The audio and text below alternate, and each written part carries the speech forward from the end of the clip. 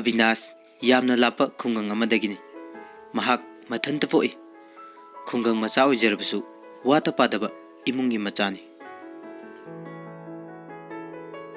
Rabi Abhinas ki mapani khungang adugi lausan chabamini. Makhoi gi lausan amumu karakpada sahi amagi sanabadi lempangna kone. Mathanta pokpana Abhinas mama mapana yamna kene yoe. Mahakna hari makai loine yarami. Aduna machana pambagi matungina Imphal da laiba mani amagi yumda lairaga Imphal gi school amada mahai tamlaki Abhinas. Somdamu naubi machin mana ohumne mahakna yaimani magi mathakta machi ama aduga makhadana manau nupa amaga makhoi punna ahum poi mama mapana. Naubi gi mache Romi Tamil Nadu da Dr. Damduna lay aduga manau nupana makhoi gi anakpada layba school amada class 5 tamle. Naubi gi imung yamna nungaiba oidrabasu mapana dukan macha ama famduna yamna awat apa laitana ingna jikna panba imung amani. Aduga Naubi gi mamanabi amasu lairami mamingna Kalpana kawi. Kalpana mathanda foi mapa thika tawi leikaida ijat mantawnai aduga Kalpana gi mamadi Imphal ningol ni haibagi masada mi udaba ai mangaire haiba ama yaujai maram maduna Kalpana su mama lauduna mi uramde ma mangaire khanjai. Naubi hana yamna ngaurami adubu wakhal taduna mabung ning phathaba ngamba mi hoibana haujikti gyan yamna tare mahak wa kaya ngangde yamna sulemi masakti yamna fajaba natrabasu adum yengba yai. Abhinas yengbada smart yamna oi adubu ngawbudi yamna ngawsinaba nupa so dum thoi mahak yamna su saugali wakhal khandaba ngamde hiram amaromdadi nupa yamna thokte mama yamna soli yamna su chammi. Kalpana ingaw ngawjabi dong dong ngangbi mabuktadi kaisu thamba hitaba mana ningbada hekta tawi mathanta pokpagi haunabi yamna ken yokpana mahakna hari kai mama mapana adum yarami. Naubi amasung Kalpana mot khara manade. Abhinas Naubi amasung Kalpana makhoi ahumse class amada punna tamine. Abhinas ti hana school asida tamlami aduga Naubi amasung Kalpana di sahi asida hongakpani. Ahan ba school kaba numita Abhinas na Kalpana da propose tauki madugi paukumoy na Kalpana su yarami. Naubi lairik adum phai ojana su adum luna tawi maga tinariba khudimak loina phai samna hairabada sanga phai haibadi afaba mi ngakta tinai. Kalpana amadi Abhinas lairik khara sole mabani paaduna adum ngawminaba kaya amasu tawrami aduga Naubi di sumdringni amata yaramde matam khara Abhinas ka Kalpana ga khangnaraba matungda Kalpana amu atopa nupa amagamu khangnaba haurakhi.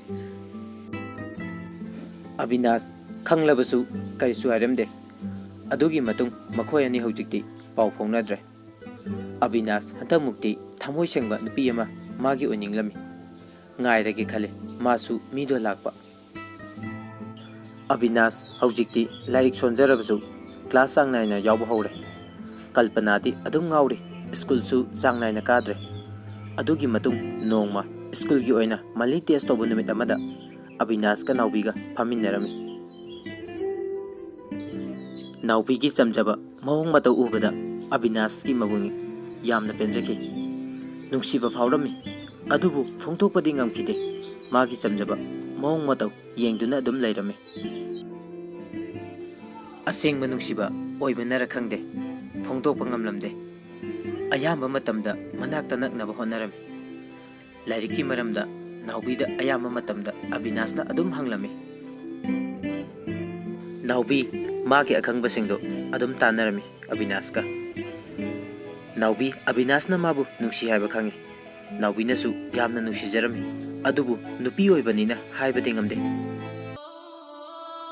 Angakpani lai gi nongdam makhoi ani yek thoklami. Naubi gi maram da Abhinas na adum hanglami. Lairiki maramda Naubi da ayamba matamda Abhinas na adum hanglami. Naubi magi akhangba singdo adum tanarami Abhinas ka. Naubi Abhinas na mabu nungsi haiba khangi. Naubi na su yamna nungsijarami adubu nupi oibanina haibade ngamde. Angakpani lai gi nongdam makhoi ani yek thoklami. ꯑꯗꯨ ꯌꯦꯛꯊꯣꯛꯏ ꯍꯥꯏꯕꯁꯦ ꯅꯥꯎꯕꯤꯅꯗꯤ ꯈꯪꯂꯝꯃꯤ꯫ ꯃꯔꯝ ꯑꯁꯤꯗꯒꯤ ꯃꯄꯨꯛꯅꯤꯡ ꯐꯥꯊꯔꯒ ꯑꯕꯤꯅꯥꯁꯇꯒꯤ ꯂꯥꯞꯊꯣꯛꯅꯕ ꯍꯣꯠꯅꯔꯝꯃꯤ꯫ ꯅꯥꯎꯕꯤ ꯑꯕꯤꯅꯥꯁꯅ ꯀꯧꯔꯛꯄꯗ ꯈꯨꯝꯂꯝꯗꯦ, ꯅꯣꯛꯐꯦꯠꯇꯃꯛ ꯇꯧꯔꯒ ꯑꯗꯨꯝ ꯆꯠꯈꯤ꯫ ꯐꯅ ꯂꯥꯞꯊꯣꯛꯅꯕ ꯍꯣꯠꯅꯔꯕꯁꯨ ꯊꯃꯣꯏꯗꯗꯤ ꯑꯕꯤꯅꯥꯁꯄꯨ ꯑꯗꯨꯝ ꯅꯨꯡꯁꯤꯈꯤ ꯅꯥꯎꯕꯤꯅ꯫ ꯑꯕꯤꯅꯥꯁ ꯍꯧꯖꯤꯛꯇꯤ ꯅꯥꯎꯕꯤꯗ ꯅꯨꯡꯁꯤ ꯍꯥꯏꯅ ꯐꯣꯡꯗꯣꯛꯂꯒꯦ ꯈꯜꯂꯦ꯫ ꯅꯨꯃꯤꯠ ꯑꯗꯣ ꯅꯥꯎꯕꯤ ꯀ꯭ꯂꯥꯁ ꯃꯅꯨꯡꯗ ꯋꯥꯟꯊꯔꯛꯇꯨꯅ ꯃꯌꯨꯝꯗ ꯄꯨꯈꯤ꯫ ꯃꯊꯪꯒꯤ ꯅꯨꯃꯤꯠꯇ ꯅꯥꯎꯕꯤꯅ ꯃꯃꯥ ꯃꯄꯥꯗ ꯍꯥꯏꯔꯒ ꯁ꯭ꯀꯨꯜꯒꯤ ꯍꯦꯗꯃꯥꯁꯇꯔꯗ ꯑꯇꯣꯞꯄ ꯁꯦꯀꯦꯜ ꯑꯃꯗ ꯑꯣꯏꯅ ꯇꯥꯅꯕ ꯍꯥꯏꯅꯔꯦ꯫ ꯑꯌꯥꯕ ꯄꯤꯔꯛꯄꯗꯒꯤ ꯑꯕꯤꯅꯥꯁ ꯑꯃꯁꯨꯡ ꯅꯥꯎꯕꯤ ꯁꯦꯀꯦꯟ ꯇꯣꯉꯥꯟ ꯇꯣꯉꯥꯟꯅ ꯇꯥꯔꯦ꯫ ꯂꯣꯟꯅ ꯂꯣꯟꯅ ꯑꯕꯤꯅꯥꯁꯀꯤ ꯑꯦꯁꯥꯏꯟꯃꯦꯟꯁꯤꯡ ꯅꯥꯎꯕꯤꯅ ꯇꯧꯕꯤꯔꯝꯃꯤ, ꯑꯗꯨꯒ ꯑꯣꯖꯥꯗ ꯁꯕꯃꯤꯠ ꯇꯧꯔꯝꯃꯤ꯫ ꯑꯕꯤꯅꯥꯁꯇꯤ ꯑꯦꯁꯥꯏꯟꯃꯦꯟꯁꯤꯡꯗꯣ ꯇꯧꯗꯦ, ꯅꯥꯎꯕꯤꯅ ꯇꯧꯕꯤ ꯍꯥꯏꯕꯁꯨ ꯈꯪꯂꯝꯗꯦ, ꯑꯗꯨꯕꯨ ꯑꯗꯨꯃꯛ ꯃꯥꯔꯛ ꯐꯪꯉꯤ꯫ ꯅꯥꯎꯕꯤꯅꯁꯨ ꯑꯕꯤꯅꯥꯁꯄꯨ ꯌꯥꯝꯅ ꯅꯨꯡꯁꯤꯖꯩ, ꯑꯕꯤꯅꯥꯁꯅꯁꯨ ꯅꯥꯎꯕꯤꯕꯨ ꯌꯥꯝꯅ ꯅꯨꯡꯁꯤꯔꯝꯃꯤ꯫ ꯑꯗꯨꯕꯨ ꯑꯉꯛꯄꯅꯤ, ꯏꯁꯣꯔꯒꯤ ꯅꯣꯡꯗꯝ, ꯊꯨꯡꯅꯒꯅꯨ ꯍꯥꯏꯅ ꯇꯝꯂꯝꯕꯅꯔ ꯀꯔꯤꯅꯣ, ꯑꯋꯥꯕꯒꯤ ꯃꯊꯛꯇ ꯑꯋꯥꯕ ꯑꯃ꯫ ꯅꯣꯡꯃ ꯅꯥꯎꯕꯤꯅ ꯕ꯭ꯔꯦꯛꯇ ꯃꯄꯥꯟ ꯊꯣꯛꯂꯛꯄꯗ ꯑꯕꯤꯅꯥꯁꯅ ꯅꯥꯎꯕꯤꯗ, "ꯃꯤꯅ ꯀꯧꯕꯒ ꯈꯨꯝꯗꯦꯀꯣ, ꯃꯤ ꯃꯆꯥꯗꯤ ꯌꯥꯝ ꯆꯥꯎꯊꯣꯛꯈ꯭ꯔꯦꯀꯣ, ꯑꯩꯈꯣꯏꯗꯤ ꯉꯥꯎꯁꯤꯟꯅꯕ ꯂꯥꯏꯔꯤꯛ ꯍꯩꯇꯕꯅꯤꯅ ꯄꯨꯅꯤꯡꯗ꯭ꯔ ꯃꯥꯜꯂꯦ"꯫ ꯅꯥꯎꯕꯤ, ꯑꯗꯨꯝꯅ ꯈꯟꯒꯅꯨ, ꯑꯩ ꯍꯟꯗꯛ ꯄ꯭ꯔꯣꯕ꯭ꯂꯦꯝ ꯈꯔ ꯊꯣꯛꯑꯦ, ꯑꯗꯨꯒꯤꯅꯦ ꯑꯔꯥꯟꯕ ꯋꯥꯈꯜ ꯈꯟꯅꯒꯨꯝꯁꯦ꯫ ꯑꯕꯤꯅꯥꯁ, ꯑꯁꯦꯡꯕ ꯑꯗꯨꯝ ꯍꯥꯏꯅꯖꯩ, ꯑꯩꯈꯣꯏꯒ ꯄꯨꯅꯤꯡꯗ꯭ꯔꯁꯨ ꯑꯩ ꯅꯉꯣꯟꯗꯒꯤ ꯑꯗꯨꯝ ꯂꯥꯞꯊꯣꯛꯅꯕ ꯍꯣꯠꯅꯒꯦ꯫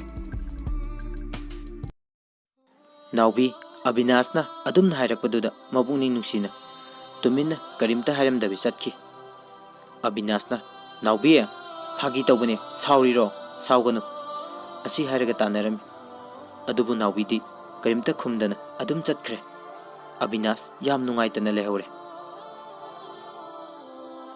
ꯑꯉꯛꯄꯒꯤ ꯑꯉꯛꯄ ꯉꯥꯛꯇꯅꯤ ꯇꯧꯔꯤꯁꯦ꯫ ꯅꯨꯃꯤꯠ ꯈꯔꯅꯤꯒꯤ ꯃꯇꯨꯡ ꯅꯣꯡꯃ ꯅꯥꯎꯕꯤꯗ ꯑꯕꯤꯅꯥꯁꯅ, "ꯍꯣꯔꯦꯟ ꯁꯨꯇꯤ ꯊꯥꯕ ꯀꯥꯟꯗ ꯀꯩꯅꯣꯝꯇ ꯍꯥꯏꯒꯦ" ꯍꯥꯏꯗꯨꯅ ꯍꯥꯏꯔꯝꯃꯤ꯫ ꯅꯨꯃꯤꯠꯇꯨꯗꯁꯨ ꯅꯥꯎꯕꯤ ꯋꯥꯟꯊꯔꯛꯈꯤ꯫ ꯑꯕꯤꯅꯥꯁ ꯅꯤꯡꯕ ꯀꯥꯏꯅ ꯅꯨꯡꯁꯤ ꯑꯗꯨꯝ ꯐꯣꯡꯗꯣꯛꯈꯤꯗ꯭ꯔꯦ ꯅꯨꯃꯤꯠ ꯑꯗꯨꯁꯨ꯫ ꯃꯁꯤꯒꯤ ꯃꯇꯨꯡꯗ ꯁꯤꯗꯥꯔꯠ ꯀꯧꯕ ꯑꯕꯤꯅꯥꯁꯀꯤ ꯀ꯭ꯂꯥꯁꯃꯦꯠ ꯑꯃꯅ ꯅꯥꯎꯕꯤꯗ ꯐ꯭ꯔꯦꯟ ꯔꯤꯀ꯭ꯋꯦꯁ ꯇꯧꯔꯝꯃꯤ꯫ ꯑꯗꯣ ꯅꯥꯎꯕꯤꯅꯁꯨ ꯐ꯭ꯔꯦꯟ ꯑꯣꯏꯅ ꯑꯗꯨꯝ ꯇꯤꯟꯅꯔꯦ꯫ ꯑꯕꯤꯅꯥꯁ ꯄꯥꯎ ꯑꯗꯨ ꯇꯥꯕꯗ ꯈꯝꯕꯜꯂꯝꯃꯤ꯫ ꯁꯤꯗꯥꯔꯠꯄꯨ ꯅꯣꯡꯃ ꯑꯕꯤꯅꯥꯁꯅ ꯃꯔꯝ ꯁꯨꯡꯂꯩ ꯂꯩꯇꯅ ꯂꯝꯕꯤꯗ ꯊꯠꯇꯨꯅ ꯐꯨꯔꯝꯃꯤ꯫ ꯄꯥꯎ ꯑꯁꯤ ꯇꯥꯕꯗ ꯅꯥꯎꯕꯤ ꯊꯋꯥꯏ ꯋꯥꯔꯝꯃꯤ꯫ ꯃꯔꯝ ꯑꯗꯨꯅ ꯅꯥꯎꯕꯤ ꯁꯤꯗꯥꯔꯠꯀꯤ ꯃꯅꯥꯛꯇ ꯆꯠꯇꯨꯅ ꯑꯕꯤꯅꯥꯁꯀꯤ ꯃꯍꯨꯠ ꯁꯤꯟꯗꯨꯅ ꯂꯥꯜꯂꯦ ꯍꯥꯏꯖꯔꯝꯃꯤ꯫ ꯋꯥꯔꯤ ꯄꯨꯝꯕ ꯁꯤꯗꯥꯔꯠꯇ ꯂꯣꯏꯅ ꯈꯪꯍꯜꯂꯝꯃꯤ꯫ ꯁꯤꯗꯥꯔꯠꯅ ꯃꯤꯀꯨꯞ ꯑꯗꯨꯗꯒꯤ ꯅꯥꯎꯕꯤꯕꯨ ꯅꯨꯡꯁꯤꯈꯤ, ꯑꯗꯨꯕꯨ ꯋꯥꯔꯤ ꯑꯗꯨ ꯂꯣꯠꯇꯨꯅ ꯑꯕꯤꯅꯥꯁꯀꯤ ꯁꯦꯝꯕꯗ ꯑꯣꯏꯅ ꯃꯇꯦꯡ ꯄꯥꯡꯂꯒꯦ ꯍꯥꯏꯗꯨꯅ ꯈꯨꯝꯂꯝꯃꯤ꯫ ꯅꯥꯎꯕꯤꯒꯤ ꯅꯨꯡꯁꯤꯕ ꯃꯇꯧ ꯑꯗꯨ ꯎꯕꯗ ꯁꯤꯗꯥꯔꯠ ꯅꯨꯡꯁꯤ ꯍꯥꯏꯅ ꯐꯣꯡꯂꯁꯤꯔꯥ ꯍꯥꯏꯅ ꯈꯟꯕ ꯃꯤꯀꯨꯞ ꯐꯥꯎꯕ ꯌꯥꯎꯈꯤ꯫ ꯑꯗꯨꯕꯨ ꯃꯁꯥꯅ ꯃꯁꯥꯕꯨ ꯐꯥꯊꯖꯔꯝꯃꯤ꯫ ꯅꯨꯡꯁꯤꯕ ꯑꯃꯒꯤꯗꯃꯛ ꯅꯨꯡꯁꯤꯕ ꯑꯃꯅ ꯀꯠꯊꯣꯛꯄ ꯍꯥꯏꯕꯗꯨꯅꯤ꯫ ꯑꯕꯤꯅꯥꯁꯀꯤ ꯅꯥꯎꯕꯤꯅ, ꯅꯥꯎꯕꯤꯒꯤꯅ ꯁꯤꯗꯥꯔꯠꯅ ꯊꯃꯣꯏ ꯃꯁꯦꯟ ꯆꯥꯛꯅꯈꯤ꯫ ꯆꯍꯤ ꯑꯗꯣ ꯑꯗꯨꯝꯅ ꯑꯁꯨꯝ ꯍꯧꯈ꯭ꯔꯦ꯫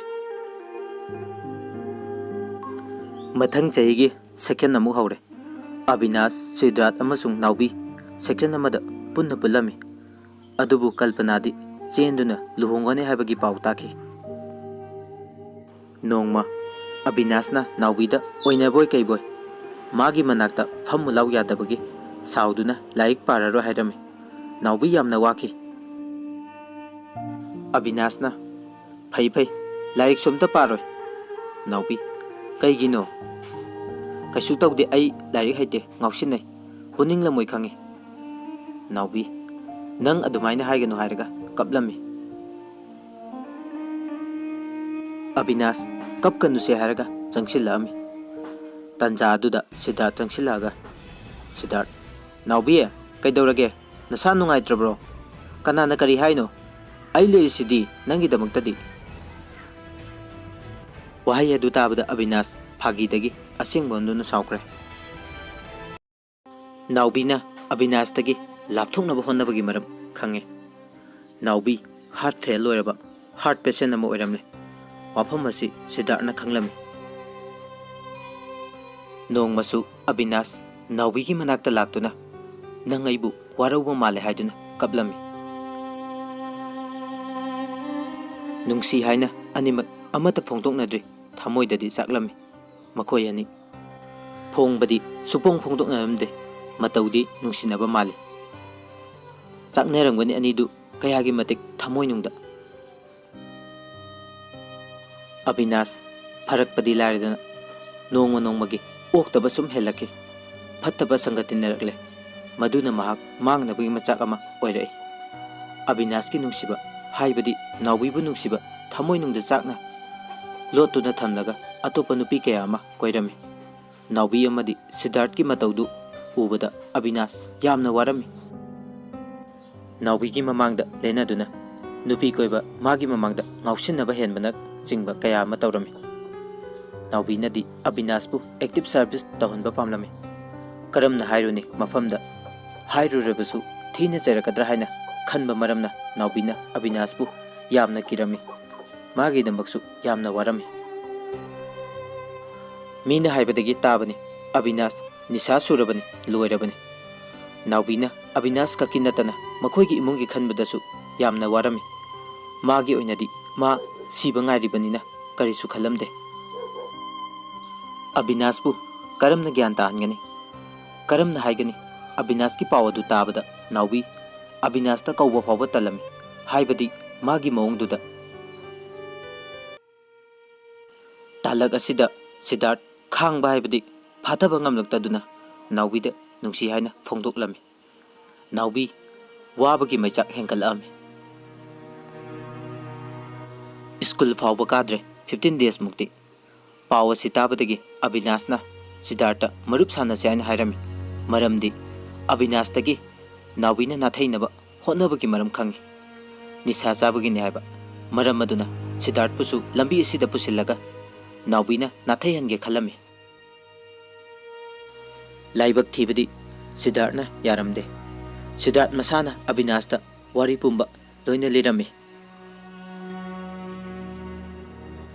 Kairaba thamoi puba ngamkide Naubi ki nuksirba saktam madu khudak aduda Abhinas mitta uraki. Abhinas thindadana Naubi ki manakta selaki aduga kaurami. Naubi Naubi amta thoro. Abhinas na ai nangbu yam nungsi ai nang yaudana hingba ngamlo ai khange nang naibu yam nungsi haiba yek thoklaga kaidaurage ningba kaina hingbagi mahuta ibani puna mikup amatang oirabasu nokna nungsina hingminnabana fattabra. Naubina adudi nang aigidamakta siba ngamgadra. Abhinas mapi thaihthoklaga haidai ai sikraga nangdi kanaga lehudoi ba nangbu nachinduna aibu sikro haiba ngamgadaro.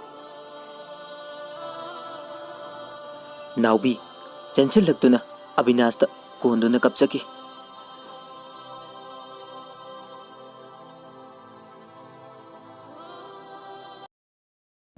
Afaba doctor kaya ama tanaduna Naubi gi heart ado sinki.